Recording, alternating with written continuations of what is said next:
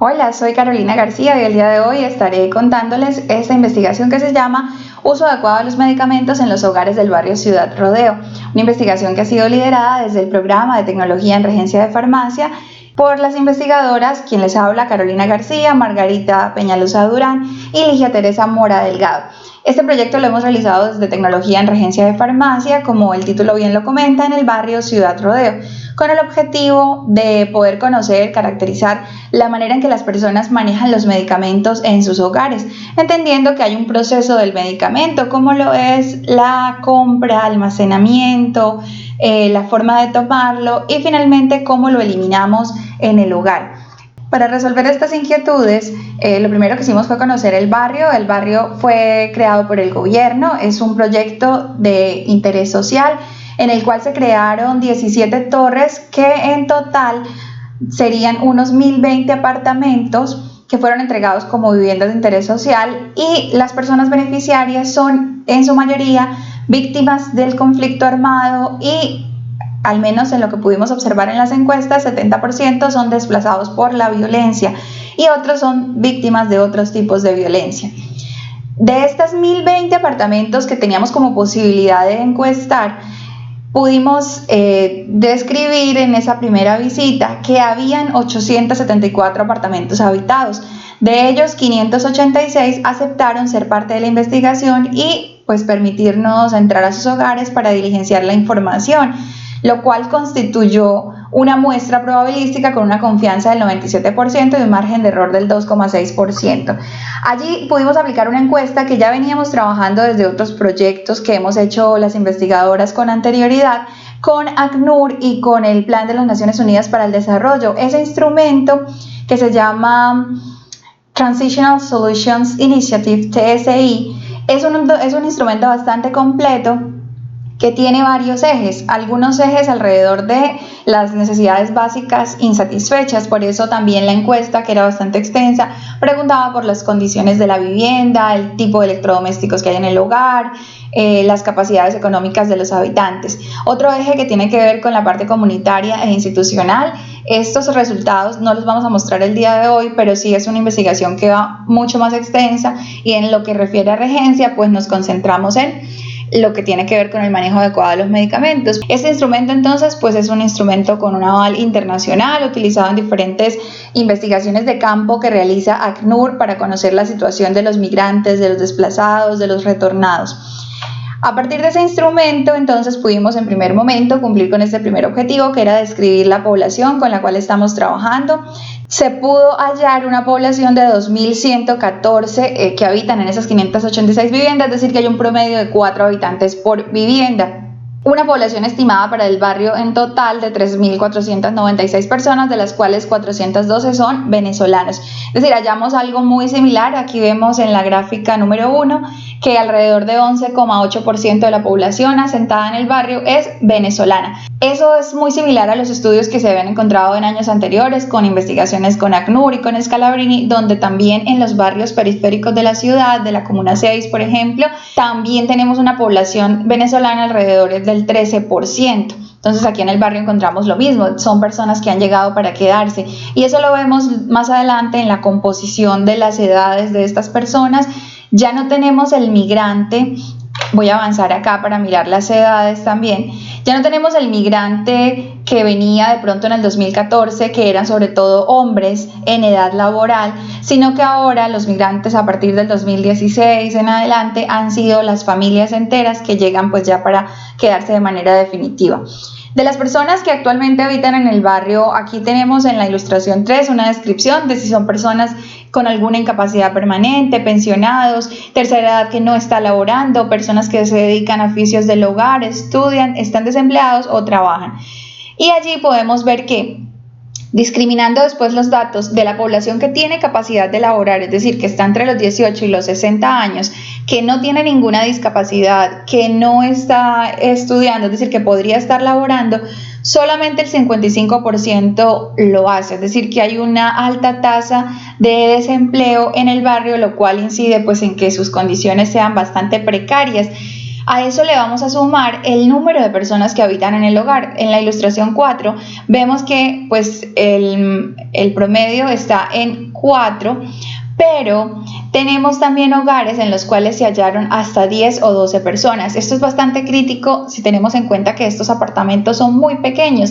Son de 3 habitaciones que por lo general rondan entre los 2 metros por 2,50 metros. Son habitaciones realmente pequeñas en las que quizás podrían habitar 2 personas. Tendríamos una capacidad máxima del hogar de 6 personas por hogar y eso también sería bastante reducido el espacio, y tenemos hogares en los que habitan 10, 12 personas. Claro, no son la mayoría, son casos puntuales, pero son casos puntuales que denotan la precariedad también en la vivienda y el hacinamiento, sobre todo en las familias venezolanas. Y aunque el proyecto de vivienda fue dado por el Estado y la vivienda debería estar a título y viviendo una persona desplazada por la violencia o víctima de la violencia, encontramos que 72% sí eran personas que recibieron la vivienda por parte del Estado y son los propietarios, como lo vemos en la ilustración 5, pero el resto de la población está allí en calidad de arrendatario o una casa cedida o prestada, es decir que las personas que originalmente recibieron las viviendas pues no están habitando en ellas, sino que las han cedido, prestado o arrendado. Aquí les hablaba de la población, les contaba que no encontramos diferencias entre la forma en que está distribuida la población por rangos de edades entre los colombianos y los venezolanos. Tenemos entonces, lo que les venía contando, que los venezolanos ya no llegan solo hombres en edad laboral, sino que tenemos la familia completa, una familia constituida también por adultos, quienes representan una gran debilidad para el Estado en la medida en que son adultos mayores que no gozan de los beneficios que podrían gozar otros adultos, es decir, subsidios del Estado, pero también una pensión, porque recién están llegando a Colombia y ya no podrían entrar en estos programas para poder asegurarse un ingreso mínimo en su vejez. A la par de esto, miren lo que hemos venido contando: viviendas con hacinamiento, adultos mayores y niños y una población laboralmente activa de alrededor del 55%, que además no tiene ingresos o que no está laborando. Y a eso le sumamos que los que sí laboran, ¿cuál es su salario? En la ilustración 7 podemos ver que la mayoría de la población devenga menos de un salario mínimo legal vigente. Allí teníamos, por ejemplo, que del total de la población, 41% gana menos de 450,000 pesos, 33% gana menos de 800,000, entre 450 y 800,000, y que alrededor del 20% gana un salario mínimo.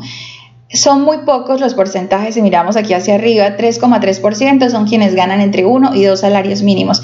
Entonces tenemos que esta es una población que se encuentra en la línea de la pobreza e incluso algunos en la línea de la miseria si consideramos que tienen 4 personas por hogar y el promedio del hogar no va a superar los 250,000 pesos. Entonces la condición del barrio pues es una condición bastante precaria. Con relación a la salud, se halló obviamente que los venezolanos son quienes tienen 77% de ellos, no están vinculados a ningún sistema de salud, y ya empezamos a preguntar lo relacionado con los medicamentos o el acceso a sistemas de salud, y allí encontramos que se están informando sobre todo a través de los medios de comunicación, lo que constituye un gran riesgo, ¿no? Ahí están algunos de los errores: buscar información únicamente en los medios de comunicación. Otra gran dificultad es que las personas están accediendo a las tiendas a comprar medicamentos. En esta pregunta, en la ilustración 11, todas las preguntas eran válidas, todas las respuestas eran válidas, era una pregunta de opción múltiple, entonces cada una representa un 100%. Aquí vimos que las personas pues tienen varias prácticas. La principal práctica es acudir al médico, pero también casi un 50% de las personas, además de ir al médico, suele ir a la farmacia y pedir asesoría, y un 20% va a la tienda y compra los medicamentos o revisa en su casa y se toma lo que tenga. Aquí tenemos un gran error desde el punto de vista de la regencia en la farmacia, en la medida en que las personas no están teniendo una asesoría profesional para acceder a los medicamentos, sino que recurren a la automedicación. En las enfermedades, esto era importante para nosotros porque para los regentes se hacen proyectos de adherencia al tratamiento. Entonces, ¿cuáles son las enfermedades crónicas más permanentes en la comunidad o más presentes en la comunidad?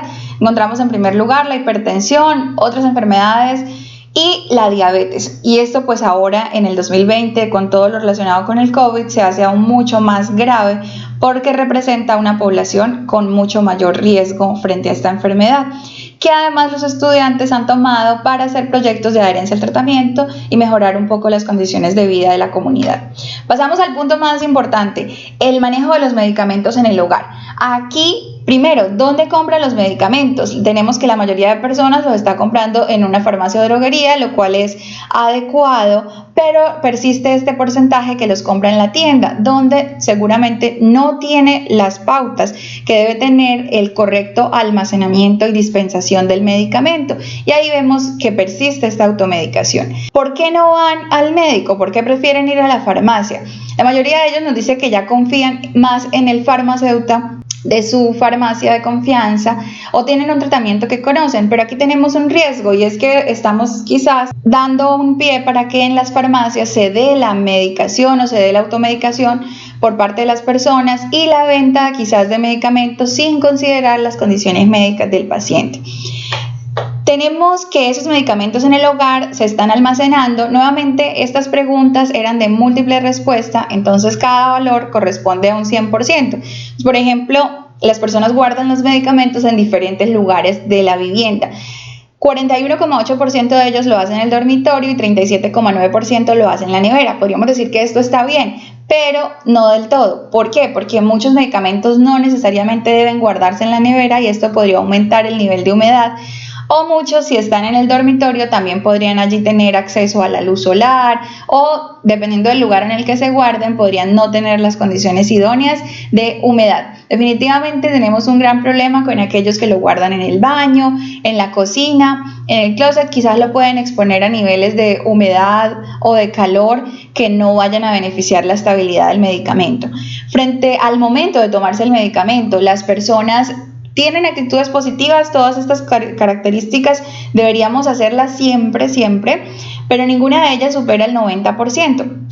Es decir, que hay un promedio de entre 10 y 15% de las personas, incluso un 24%, que no está, por ejemplo, leyendo las instrucciones de almacenamiento. Allí es donde se presentan como las principales dificultades de las personas. Y también verificar que no queden al acceso de los niños, y esto es sumamente importante, especialmente en años como este, que iniciamos el año con una tragedia de unos niños que recibieron el medicamento equivocado, y aquí vemos la importancia de la dispensación del regente, que no verifica todos los que el empaque coincida con el producto, como de quien recibe el medicamento, que debe nuevamente también verificar lo que está consumiendo. Aquí tenemos un punto también neurálgico: ¿cómo estamos eliminando los medicamentos? Las personas los están echando a la basura. Esto es un problema si pensamos que existe también un mercado negro en el cual se comercializan y de manera fraudulenta se producen medicamentos. Es importante que las personas desechemos de manera correcta los medicamentos, los empaques, las etiquetas, ojalá en los puntos azules ubicados en diferentes droguerías alrededor de la ciudad, para que estos medicamentos puedan ser destruidos, desnaturalizados por empresas expertas en el tema.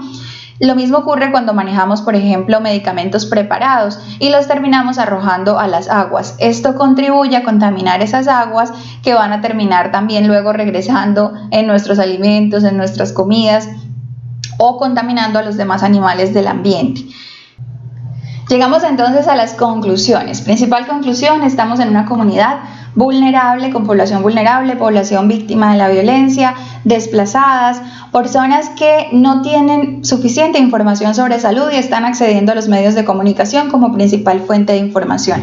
Personas que se están automedicando asistiendo a sus farmacias, que prefieren no ir al médico, y que además en el manejo del medicamento del hogar inciden en un gran problema, y es no leer las indicaciones, lo cual puede llevar a administrar el medicamento de manera adecuada, y también lo eliminan de manera inadecuada, lo cual puede tener un impacto ambiental importante. Esto sería todo con esta investigación. Espero que les haya gustado y quedo pendiente de las inquietudes que puedan tener.